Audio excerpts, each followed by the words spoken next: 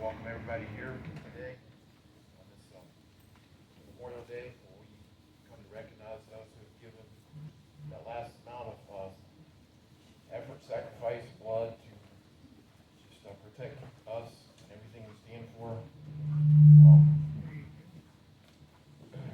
My name is Mark Farmer. I'm the commander here at Post 177. We're in the 13th District of Virginia. Before we get started, I want to just make a note that we've got one add-on today. It's not on the program. From Albert Yall, he's got a letter from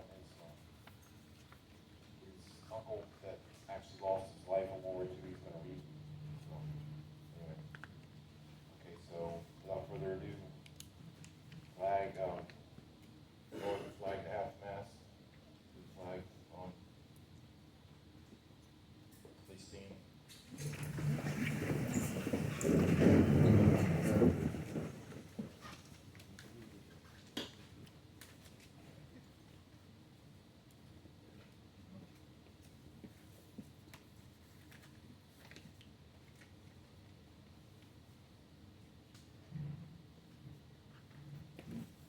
Okay, invocation. Ranger, our chaplain.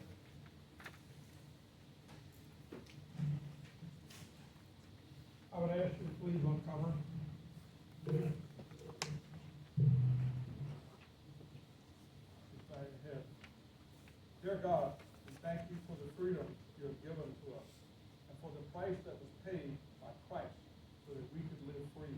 We remember today the cost of it all, the great sacrifice for freedom. We thank you for the brave men and women who have fought and continue to fight so courageously for our nation.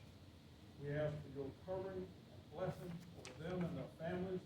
We pray that you would be gracious and encircle them with your peace. We pray for your great favor and goodness to be evident in their lives. Please be with all those who wear the uniform, who serve our communities and nation every single day.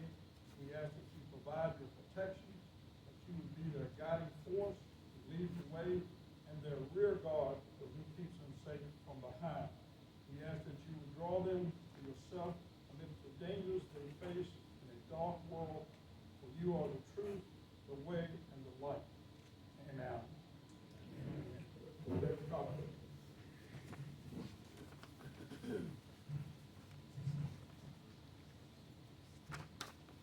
Okay, pledge allegiance.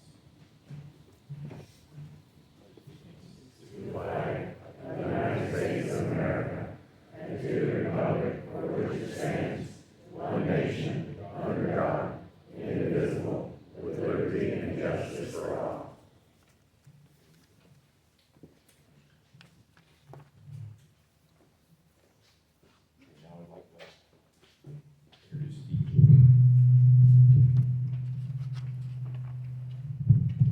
Bell Canto Choir, directed by Mr. Richard Carr.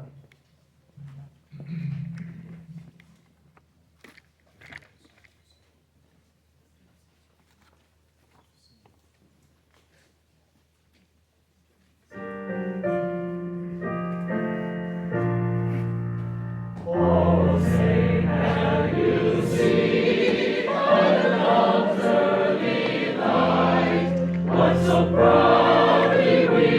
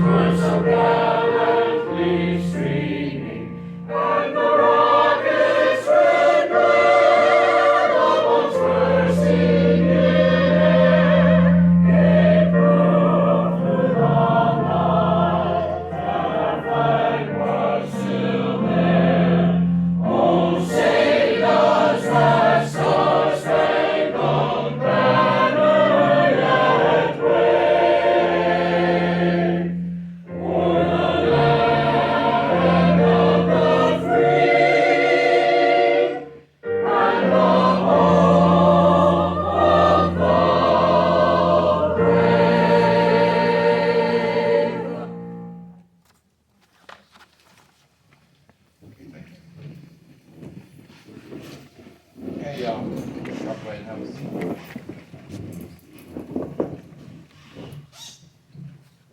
Okay, Dr. Colonel David Liebler is here with us today. He's lieutenant colonel in the reserves, but he's also an SIS at the DIA in Charlottesville. And I used to work there.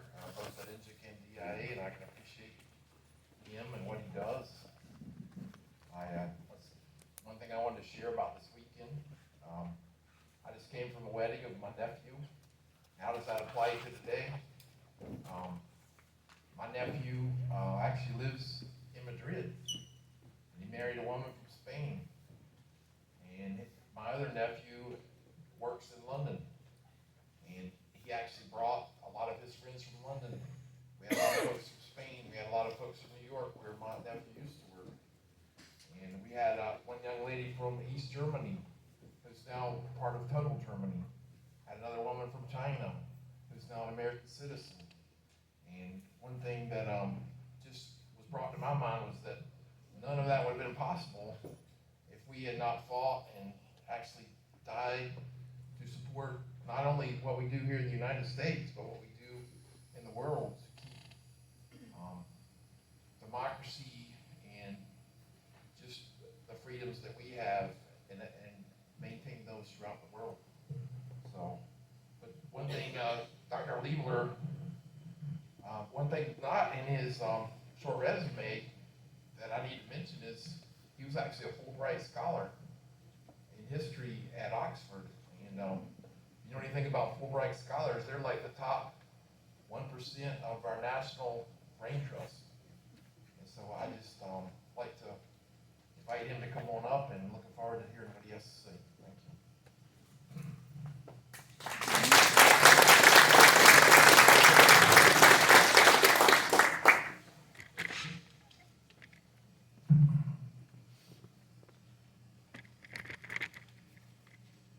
Ladies and gentlemen, fellow veterans, distinguished guests, adjunct farmer, fellow legionaries, thank you so much for your service and for your devotion to our country.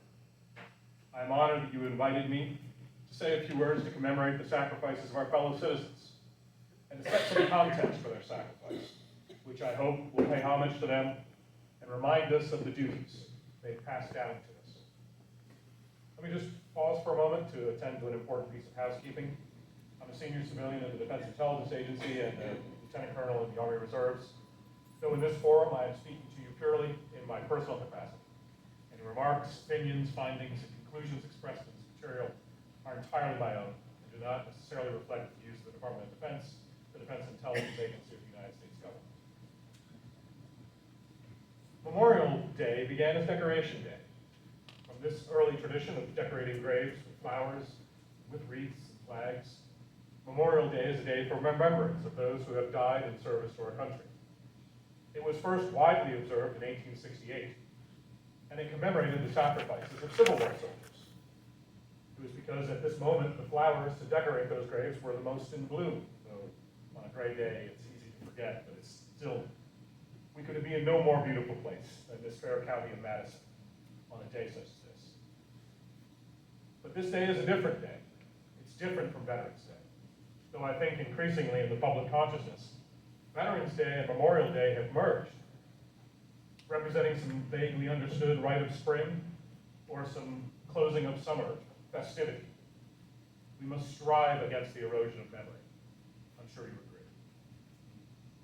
We often hear the words, thank you for service, thank you for your service, more or less sincerely delivered. But though I do thank you for you and your families for your service, both in uniform and to our country, today belongs to our fellow citizens who lay in honored repose in places just up the road, like the Culpeper Cemetery, or at Arlington, or the 153 other national cemeteries across the United States. Today belongs to them. There are 26 permanent American military cemeteries and 32 federal memorials, monuments, and markers that we should also bear in mind, for they represent and honor the graves of our fellow citizens who gave the ultimate sacrifice in lands abroad. There is no First World War military cemetery in Italy, though there are two from the Second World War. And though America did have a role to play in Italy in the First World War, American soldiers served and sacrificed their lives there. Though at the margins of our collective consciousness, it's important to remember on Memorial Day the sacrifices in the great theaters and in the great campaigns, but also those in the more obscure places and farther fields. And so let me take this time with you now to fight against the erosion of memory and to draw our minds back more than 100 years to some of the darkest days of the First World War. Because there are few now who will remember the role America played in that conflict, and specifically in Italy. And because also that in looking back to that conflict, we might find some context for the issues facing us today and draw some lessons, and I indeed hope some strength from those who came before. So let me take a few moments to remind ourselves of the overlooked part of a great conflict that was the First World War and America's involvement in it, and see some lessons. To do this, I'm going to draw on my doctoral research, which is on the foundations of British intelligence operations in southeastern Europe during the First World War. U.S. military involvement in Italy in the First World War was represented by the 1,200 or so men of the 332nd Infantry Regiment. Their lineage is still very much with us in the U.S. Army, as their unit patch, the Rampant Winged Lion of Venice, has been taken up by the U.S. Army's Southeastern European Task Force. It's currently headquartered in Vicenza, in northern Italy. It's comprised of the 173rd Airborne Brigade, 207th Military Intelligence Brigade, the 414th Contracting Command, and the 509th Signal Battalion.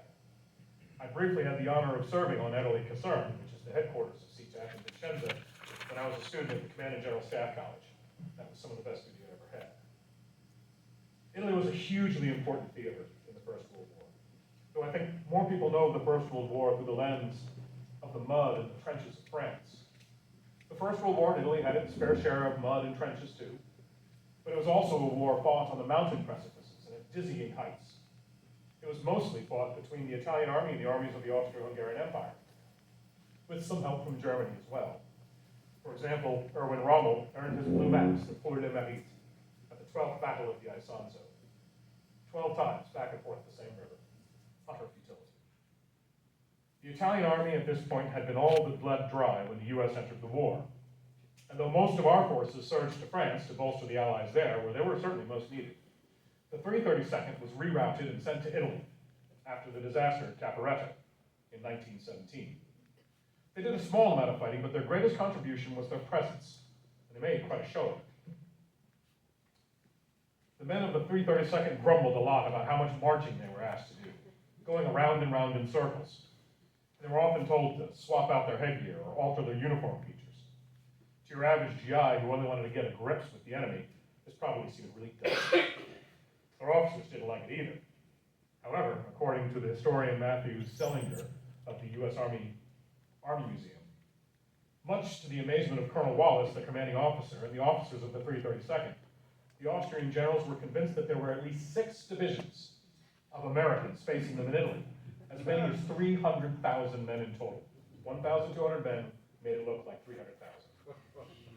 When told that the American forces in Italy were comprised of a single understrength regiment, the Austrian commanders refused to believe it.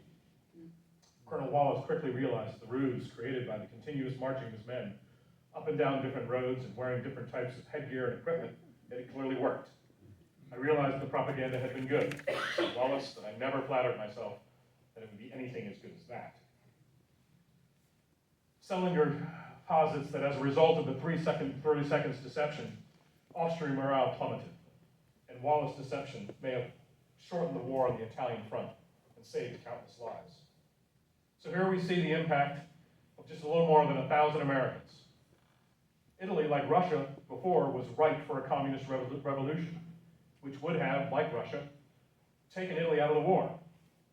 Had that happened, it would certain that the war would have been prolonged and even lost by the Allies. This topic is salient and poignant to us today because we stand here in the shadow of the failure of our efforts in Afghanistan, a war that I'm still very proud to have been a part of, and I still feel that some of the work I did there, and the work of my fellow soldiers and Marines and airmen, naval officers and seamen, I think we still have much to be proud of. That failure ultimately stems from a collapse of national morale. And we are witnessing in real time as well the importance of national morale in places like Ukraine. As the citizens of that country, against the expectation of many prognosticators, have put up a pretty remarkable fight. So let's talk about national morale. I'm an intelligence officer. I was commissioned in the Army Reserves back in 1999 in the Military Intelligence Corps. I've been a civilian member of the Defense Intelligence Agency since 2004. Intelligence is my specialist subject, and I completed my PhD in 2018 on it. The issue of national morale featured prominently in my work. I'd like to share with you some of what I found, and I hope you might find it interesting, and that it might help you think and contextualize the current conflicts and the looming crises of our own time. I think this is as good a way as any to honor the sacrifices of the past, by not simply acknowledging them, but learning from them. Intelligence is the art of understanding humans in conflict. We have systematic approaches to this art, which flatters in giving the illusion of a scientific approach, but in the end, as war is a uniquely human endeavor with all its failings and messiness and confusion, the pursuit of war aims is a deeply human enterprise, and therefore the scope and dynamism of human events must be our study, open to all the factors. In the United States, we can trace the lineage of the intelligence history to Colonel Knowlton's Rangers, founded in 1776, and the foundation of the U.S. Army Military Intelligence Corps in 1942. However, the true roots of what we now call the intelligence community can really be traced back, I suggest to you, to the British Empire, and specifically to the First World War and Italy. British intelligence comes out of the staff systems developed during the Napoleonic Wars, especially the Duke of Wellington's campaigns in Spain. The intersection of cultural, political, economic, and strategic issues came into sharp focus, and the work of a few agents and some well-placed sums of money made all the difference. Britain ruled an empire based on intelligence, knowing far more and faster to provide decision advantage to a tiny elite of soldier administrators who ruled over millions of souls. However, with the onset of the First World War, the whole artifice of the European imperial, cultural, and historical architecture collapsed. The national morale, and indeed morals, of whole countries and cultures were called into question by the specter of Marxism, socialism, and communism, weaponized by men like Lenin and Molotov, Dzerzhinsky, and ultimately Stalin. Russia at the start of the First World War was not seen as ripe for revolution, but it was the first country to fall. And it serves as an important lesson to all of us when we talk about regime change.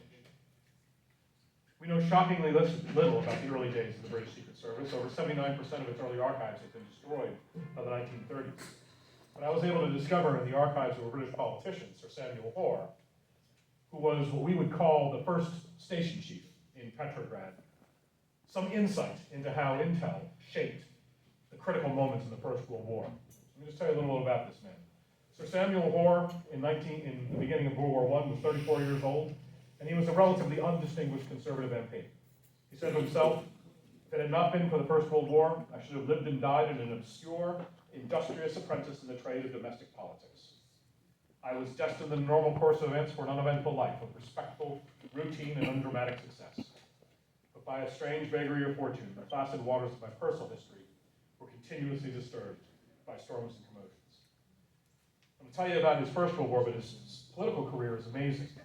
He had a remarkable wide range of interests. He was Home Secretary, and even though he signed the executions and death warrants of British criminals, he campaigned and was ultimately successful in eliminating the death penalty from Great Britain.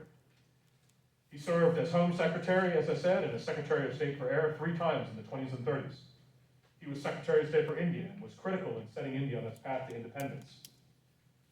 But he's most well remembered, and unfortunately he has no small amount of notoriety, because in 1934, he was one of the architects of appeasement as the Foreign Secretary. He worked with Benito Mussolini and the French Premier Laval to have a pact over Abyssinia, Ethiopia.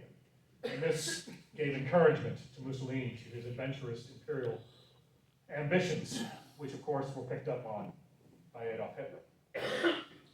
Though the start of his career is interesting, and he gives us some insight into how he approached the challenges of his later life, his first mission in Secret Service was a brief to keep Russia secure and fighting on the side of the Allies. Ultimately, it ended in failure. He and his team failed to fully appreciate what was going on at the street level. His contacts and insights were all with the Russian aristocracy.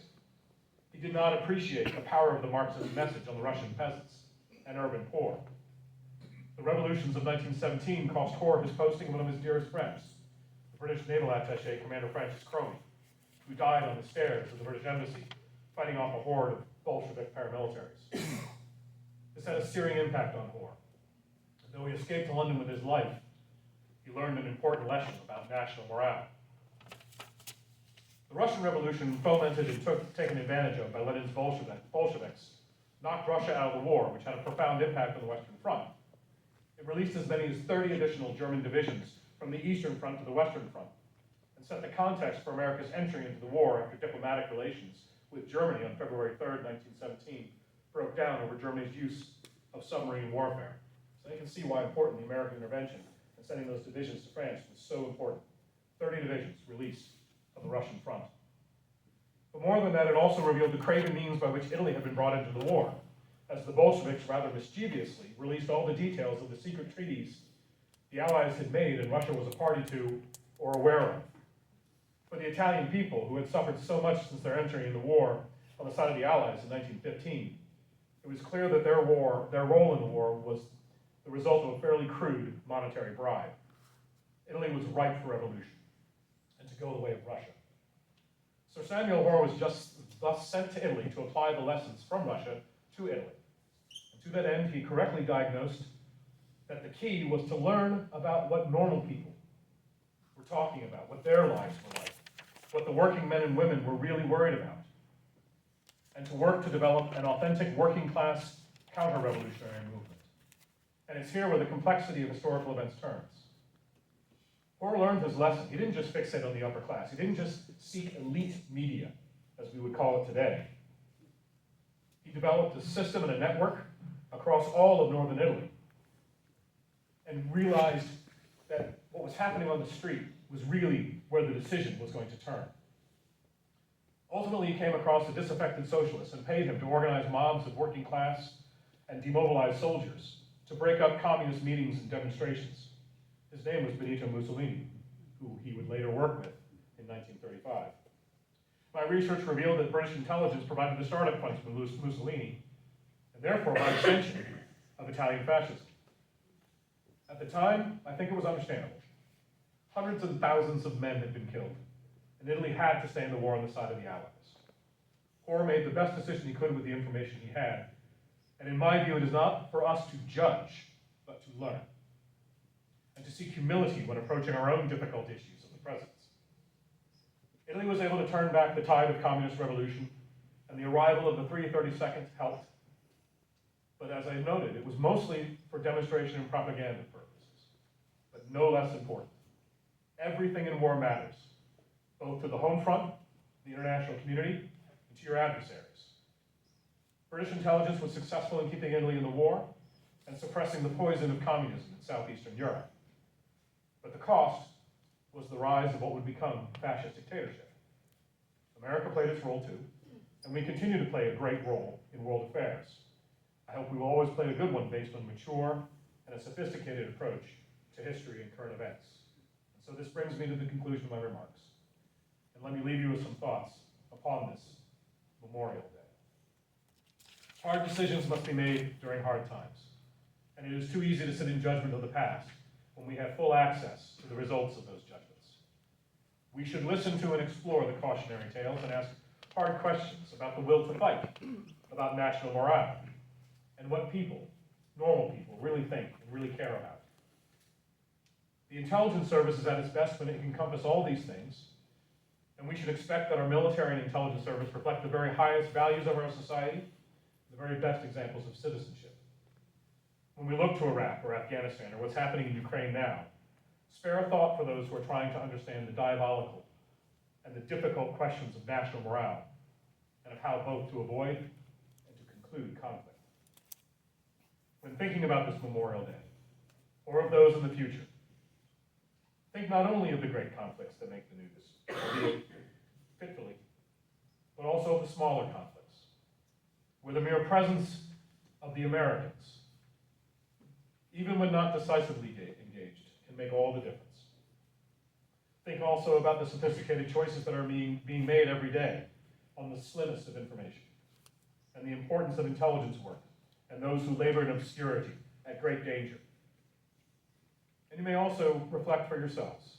Think about where you're getting your information. Where are your sources? Where are you drawing on all available bits of information, from elite upper-class narratives to the worker in the street? But most importantly, think of the men and women, our fellow citizens, who have and will continue to underwrite all of these decisions with their lives. We owe it to those who have sacrificed everything.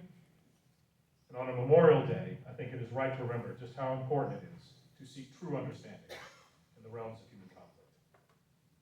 Thank you.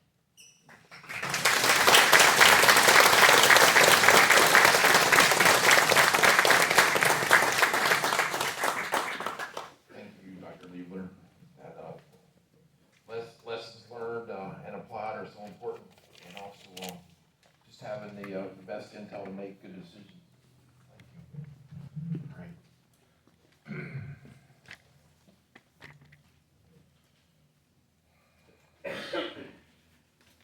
Okay, now we'll have Armed Forces Medley with Bel Canto Choir. As we sing the songs of our services, we'd ask you service members to stand and sing with us when your song comes up. We'll start with the Army.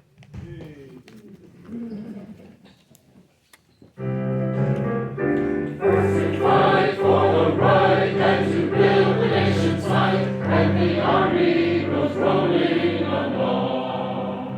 Proud of all we have done, fighting till the battle's won, and the Army goes rolling along. Then it's high, high, hey, the Army's on its way. Track off the credits on its soul.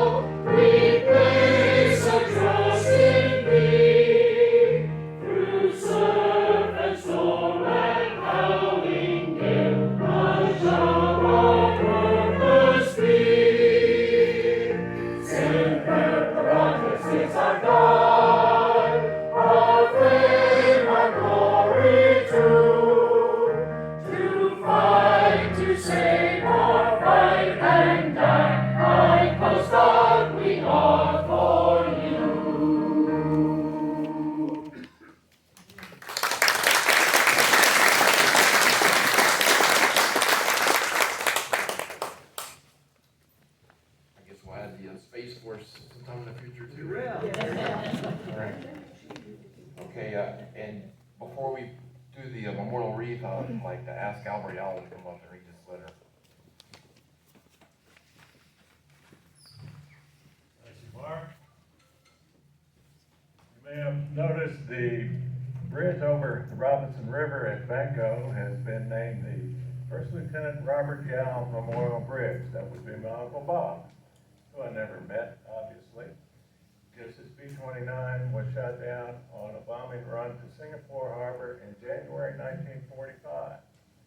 So I was old enough as a youngster to see how sad it was for my grandparents and my family to having missed the oldest of 8. Now this letter is not from him, but it's from the neighbor, Francis Mitchell, who was close to the family. And I just ran across this less than a week ago, and that's why I was prompted to share this with who's ever interested. Dated February the 9th, 1945. The plane went down about a month prior to that, January 1945. So Uncle Bob was the first lieutenant radar officer on this airplane. He was on his 72nd mission, which was 22 more than he was required to do. And somehow, anti-aircraft caused an explosion. The front-end crew, captain, co-pilot, and navigator were blown out of that big glass front. The front gunner didn't make it. But those 3 somehow survived with injuries. The parachuted were picked up by the Chinese underground. My uncle, and unclear whether it was 3 of them or 4 of them, were picked up by the Japanese. And one story is that my uncle contacted the Chinese underground, but somehow got captured by the Japanese right away. So, this letter, which I can't read because it's poor writing, but it's also in shorthand, mostly. Anybody know shorthand? I doubt it. To my grandmother, Mrs. Waverly Gow, I want you to know how much we are thinking of you at this time. And it appears that she's talking about my Uncle Bob, how he went missing. We are praying every day and night that he is still with us. And so many have been missing for months and have been found. That, but over here it mentions how she felt like she was part of the family because she'd walked down through our farm to meet the school bus with this same bunch of kids as a youngster. Now, Frances was a secretary in Washington, D.C., and at the end she says, "We know that God is with him and our prayers are with you, sincerely."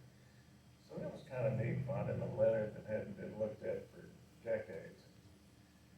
So anyway, Bob was known to be missing and executed. He never came back, but we didn't know the rest of the story until my niece found some information released by Sergeant Floyd's nephew, who retired as a general in the Pentagon. So the declassified information, we found out briefly that the names and places of who was captured, they were interrogated and tortured for a month and beheaded and put in a mass grave. And then when the Japanese heard what was going on in Germany, war crimes, they got nervous and they dug up the mass graves and cremated all the bodies and put the ashes out in the ocean somewhere. So it wasn't until about 12 years ago that we found out the rest of the story. Pretty sad. So thank you for listening. Thank you, Mark, for adding us on. That's Memorial Day.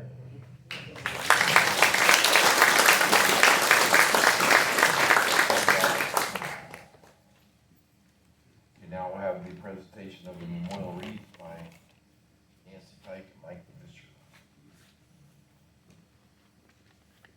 Please stand. Remove the cap.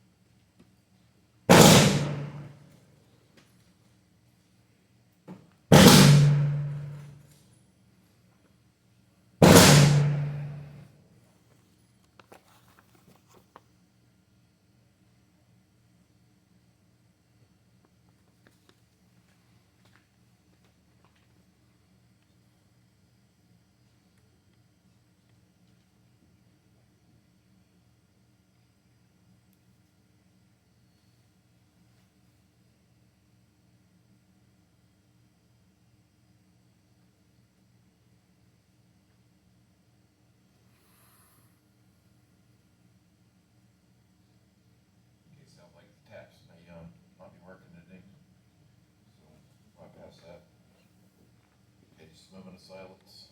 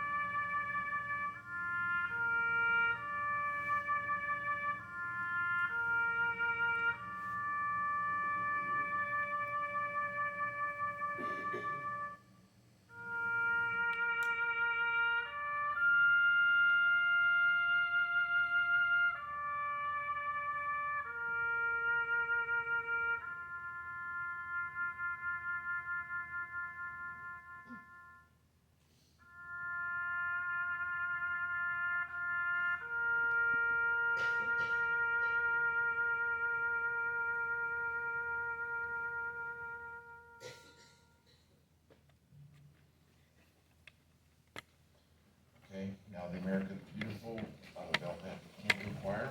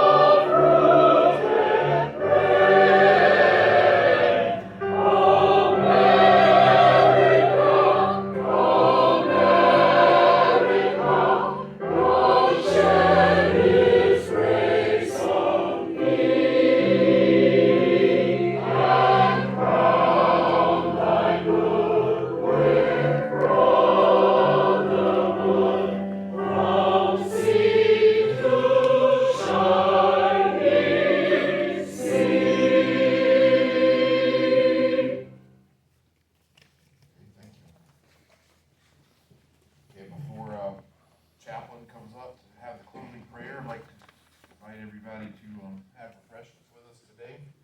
And also, membership meeting is every first Tuesday of the month at 7 o'clock here. If you're prior military or still in the reserves or guard, or if even if you had somebody, a family member that was in the military, you're welcome to join us. And thank you for coming today, chaplain.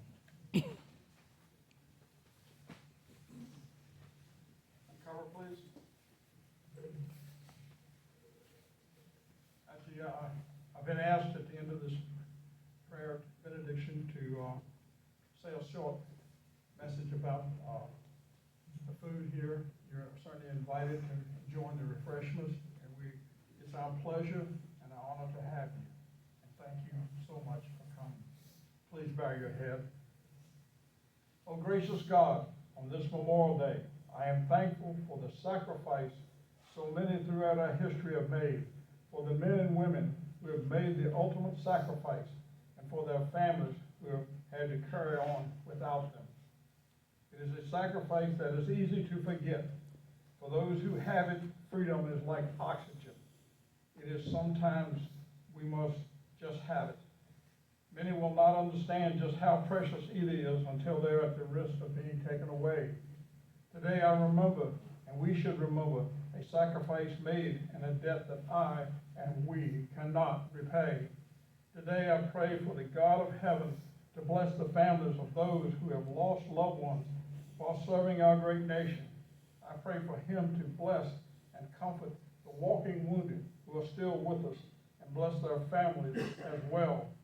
It is also my prayer that we remember their sacrifice and the precious gift of freedom every day, not just once a year or when we are in danger of being taken away. And now, Lord, we thank you for this gathering. We thank you for the people who are here, who have served, and those that support those who have served. Lord, we thank you for the sacrifices that they made. And as your word says, no greater love hath man or woman that they should lay down their life for a friend. And these nation, we are our friends. Lord, bless this food we partake of and the fellowship that we enjoy. In your Son's name, we ask these things. Amen. Amen.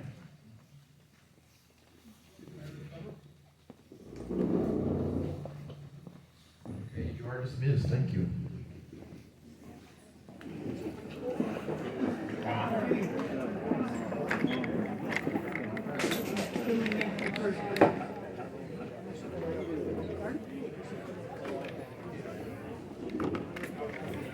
Fancy meeting you here. Me too.